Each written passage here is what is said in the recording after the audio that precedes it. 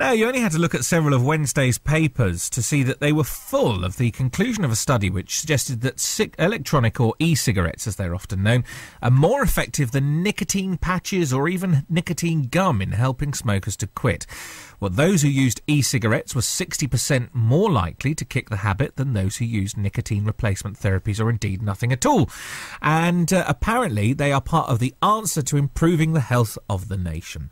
Even doctors could even consider using e-cigarettes on prescription, despite critics, though, saying that they re-normalise smoking. Well, the issue of e-cigarettes has become a public health battleground, but supporters say using nicotine without the tar from cigarettes appears to be far less of a problem. There are some warning notes that are sounded, though. Alison Cox of Cancer Research UK has been saying that the evidence of their effectiveness is so far limited, and the charity would continue to fund research into e-cigarettes. However, the issue is important enough for some of the other papers to put at the top of their front pages that they have the potential to represent a formidable advance in public health. And even the Times this week said that this time there really could be smoke without fire. So to discuss e-cigarettes and go behind the news of this story, I'm joined in the studio by Louise Ross, an NHS Stop Smoking campaigner in Leicester. Thank you very much indeed for coming in. Good morning, Jonathan. Nice Thank you to for see inviting me. Not at all. You're very welcome. And also joining us on the line is Katherine Devlin, President of the Electronic Cigarette Industry Trade Association. Good morning, rather, to you, Katherine. Good morning. Afternoon, good morning. They all merge, don't they, eventually? A little bit. Louise, if I can just start with you.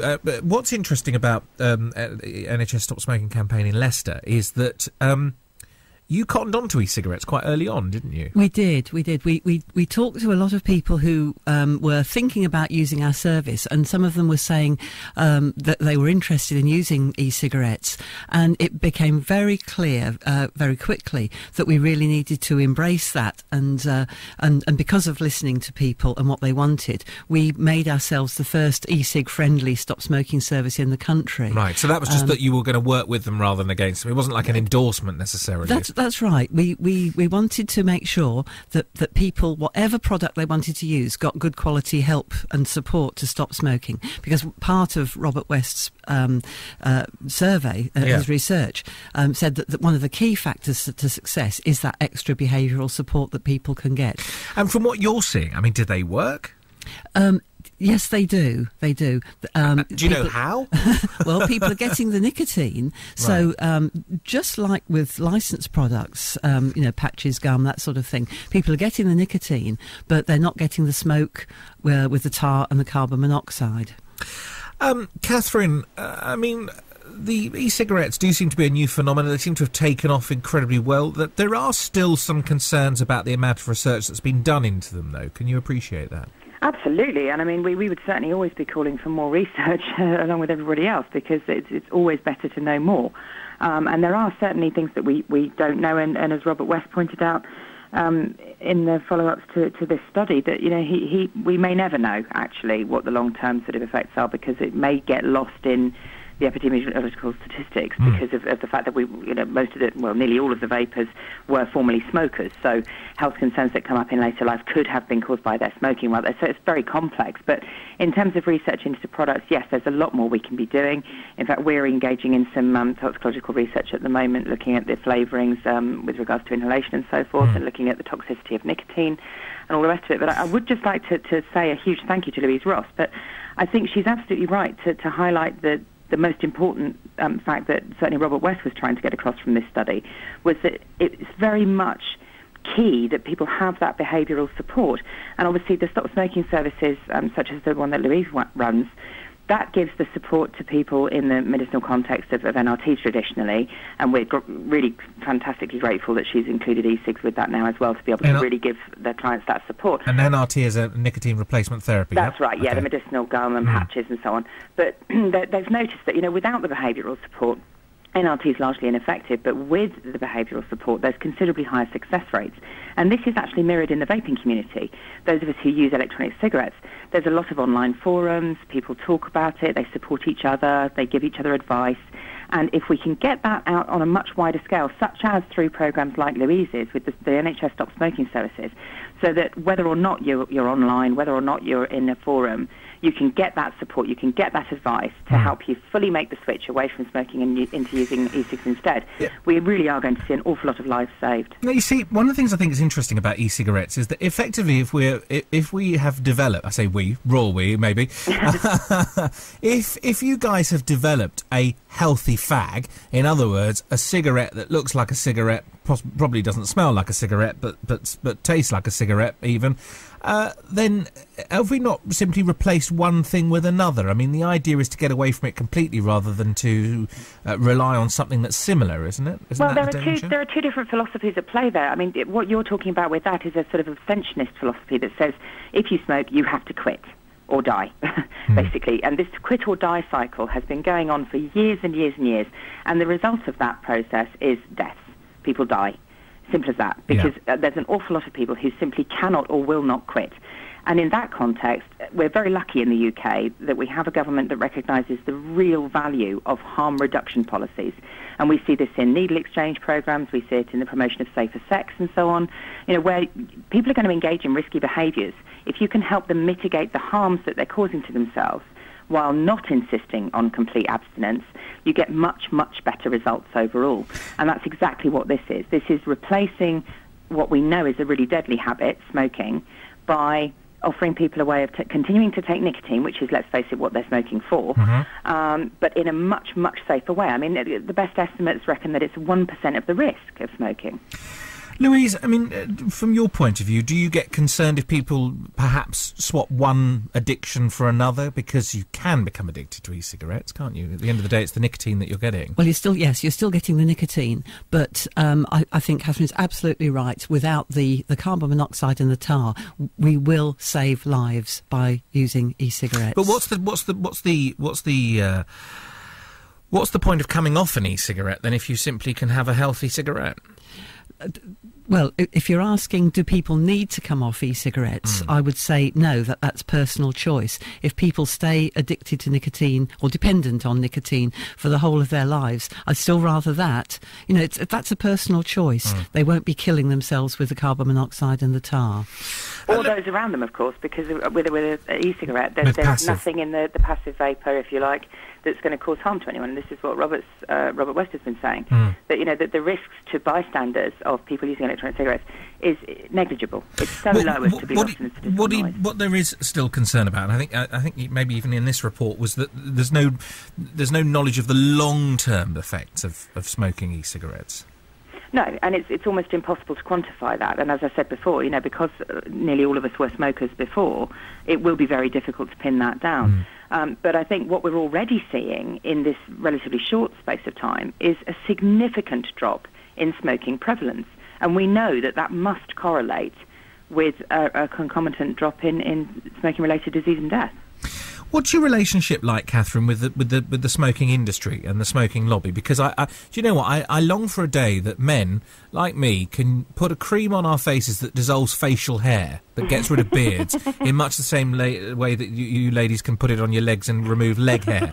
But I always believe the reason why there's never been a cream a razorless shaving cream is because I'm sure that the likes of the big razor industries are fighting tooth and nail to avoid and buy up any patent that comes out like that. Do you find that the smoking industry is very concerned about about e-cigarettes, because they can be charged up on a laptop, can't they? You don't buy them. No, absolutely. Insofar as certainly the tobacco industry has seen the threat and is buying in. But I think the reality is, and again, almost you're back to that conflict between the abstentionist philosophy and the harm reduction philosophy. If your view on the tobacco industry is that it just needs to be destroyed completely, then you're not going to be happy about this. But the reality is, and we do live in the real world, the reality is that if the tobacco industry is going to survive into the future and have any kind of business operation, they are going to need to face this Kodak moment, if you like, and recognise that a technology has arrived that can replace their traditional product sector. So it actually makes perfect sense for them to buy into it and actually start producing products that are considerably less dangerous for their customers than what they're currently supplying them. Let me ask you both then about the issue of regulation. Even if we accept that e-cigarettes are totally safe and there are no long-term consequences of smoking them, do you think we need better regulation? Louise, if I just ask you that first, because there is a concern, isn't there, and it has been reported about young people seeing these e-cigarettes, banana flavour, chocolate flavour and all the rest of it, and are kind of enticed into that. It's been expressed as a fear, but actually the evidence doesn't support that. There's no evidence that any young never smokers take up e-cigarette use on a regular basis. Right. They may try it, but the young people who are using e-cigarettes are the ones who have already started smoking.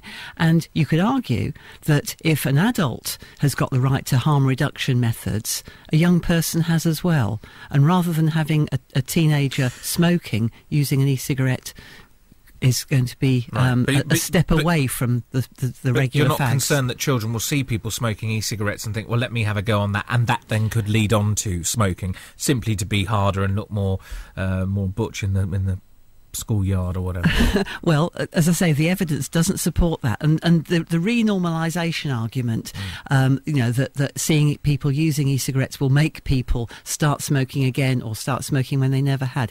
I think it must be stressed that the gate swings the other way, that the more smokers see e-cigarette users vaping, the more they're likely to think, I could do that as well. And we've certainly talked to people in the service who've done that. They might have had a friend standing there vaping. They were on, a regular cigarette and thought, I'll try that. And they've tried it and liked it. Better regulation. Do you think you need some tougher regulation, Katherine, even if they're found to not be harmful?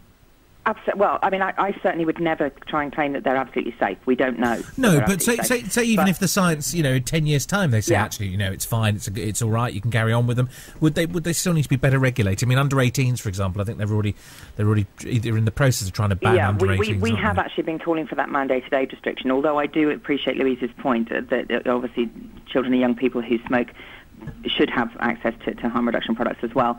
But electronic cigarettes are for adult smokers, and we certainly would feel it would be irresponsible to sell it to minors. This is not something that we want to encourage. If adult smokers or adult consumers of any kind choose to use nicotine, much like they choose to use caffeine, that's their choice. And they are old enough, and one assumes that they are competent enough to make that decision when they're adults. Sure. For children, I think it is a different thing. As far as the regulation goes, though, we've got actually very good regulation in place currently. What's needed is better enforcement of that regulation. But certainly through all the regulatory discussions that have been happening at the EU level and the UK level as well, some legitimate concerns have been raised, and this is something that we are directly working on now with the British Standards Institute to actually introduce more testing protocols so that we can actually do routine testing, not just of the e-liquid, which we do already, but do routine testing of the vapour emissions as well, just to be absolutely, confident and being able to reassure consumers that these products have been tested properly and that they are regulated properly. I mean, for example, where we've seen, heaven forbid, but we've seen those cases of poisonings happening, much like we see from time to time with things like household bleach and oven cleaner. Products like that, where you've got a chemical product that is potentially dangerous, specifically if it has a risk of poisoning, particularly for children, there are very robust regulations surrounding that. So electronic cigarette e-liquid has to be supplied in childproof containers. There are specific warning phrases and symbols about how to look after the product and keep it away from children and so on. And as long as those regulations are being followed by the manufacturers, who must comply with the law, and as long as those regulations are being enforced, there isn't really too much to worry about. There is more work to do, and we are engaged in that work now. Let me just ask you something, both, and briefly if we can. But obviously they're used as to help people stop smoking, okay? But at the same time, they're also being marketed as different flavours, banana, bubblegum, chocolate milkshake. Absolutely. I mean, there's the High Cross shopping centre just down the road from where we are here. There's e-cigarette stands there. This is nothing against them. I'm just talking about the flavours that they sell. There's all kinds of different flavours. Yeah. Totally permitted to do that. Not necessarily an issue.